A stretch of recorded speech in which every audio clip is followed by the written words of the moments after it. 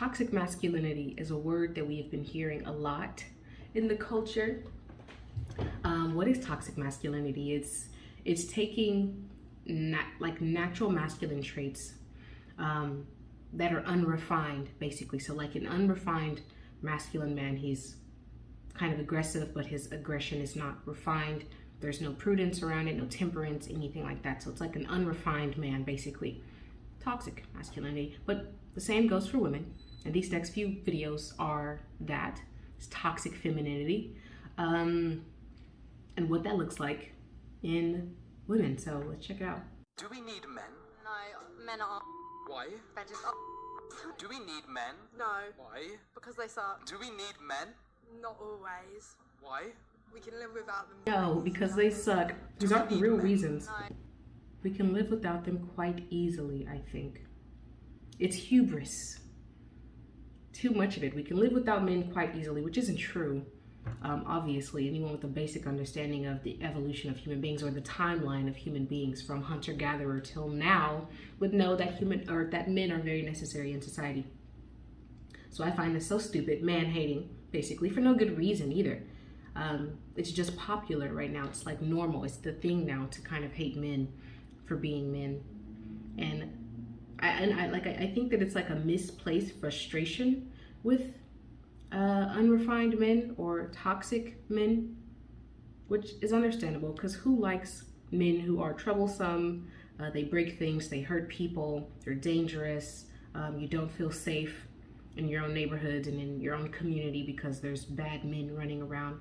Fine, granted. But that frustration is kind of misplaced, I think, especially if you're a man and you're not feminized. You haven't taken to this sort of culture right now to take your natural masculine attributes and water them down and become very passive, which is the expectation now for men. In order to prove that you're a good guy, you have to be like this effeminized man. And who wants that? I don't think any of these women would want that because clearly women make it very clear that they don't respect or value effeminate men when they date them.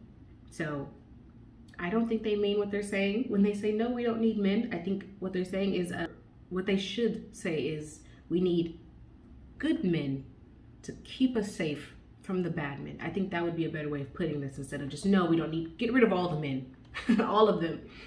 That's not masculine, that's toxic masculinity. Buzzword. The buzzwords. What is toxic masculinity?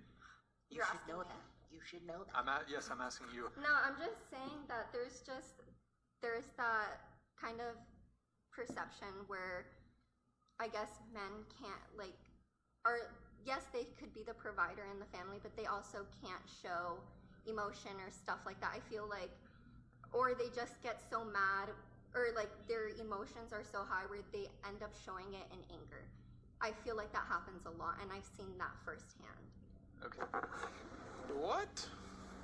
Yeah, so like I said, I think what it is it's a frustration with men who are not refined. Their masculinity is it's unrefined, it's wild, it hasn't been like sort of reared in yet. She's talking about men who are who have no temperance whatsoever. So they're like just angry, dangerous, aggressive, without any sort of control.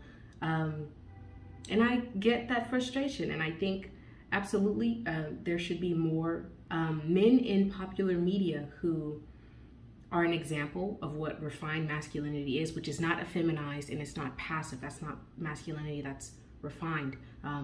That's masculinity from a female gaze, which is not good for society. We don't need effeminate men. We have dangerous men, and it would be even more dangerous if we had a population of passive and effeminate men who are spineless and cowardly and have no backbone, who won't defend our communities and our homes and our society from these dangerous men that she's talking about in this video. So I understand the frustration, but I do think that it's a little misplaced, and I think men could definitely help in this fight in redefining what masculinity is supposed to be. But because women have this kind of fear of dangerous men, it's a well-placed prejudice. I think men have proven themselves to be incredibly dangerous in the world. I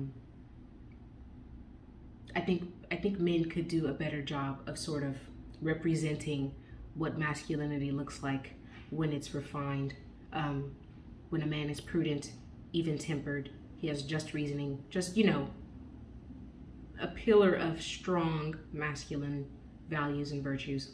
We need more of that in media to counteract this sort of toxic masculinity thing that's going on. When men are talking to each other in any serious manner, that underlying threat of physicality is always there, especially if it's a real conversation, and it keeps the thing civilized to some degree, because if the man is offensive enough and crazy enough, the reaction becomes physical right away, or at least the threat is there. You know, if you're talking to a man who wouldn't fight with you under any circumstances whatsoever, then you're talking to someone to whom you have absolutely no respect. But I'm defenseless against that kind of female insanity, because the techniques that I would use against a man who is employing those tactics are forbidden to me.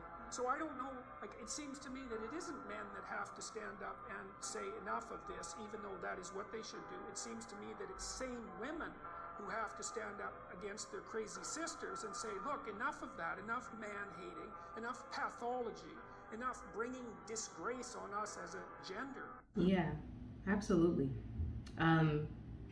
So if a man is sort of being catty, bitchy, he's being a bully, basically, to another man.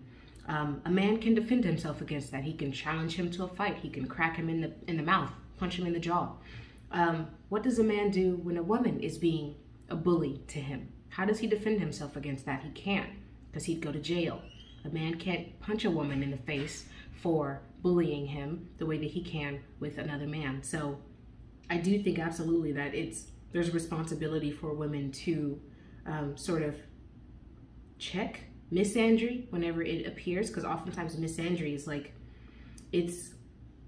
misandry is what chauvinism used to be, where you were very open about hating women or trivializing women. Today, misandry is that trivializes men almost to a point where it's like full-on bullying men, even men who are innocent and haven't done anything wrong. So it's unfair, and it strikes me as being a little counterproductive to the cause. Like it's driving even more of a rift between men and women.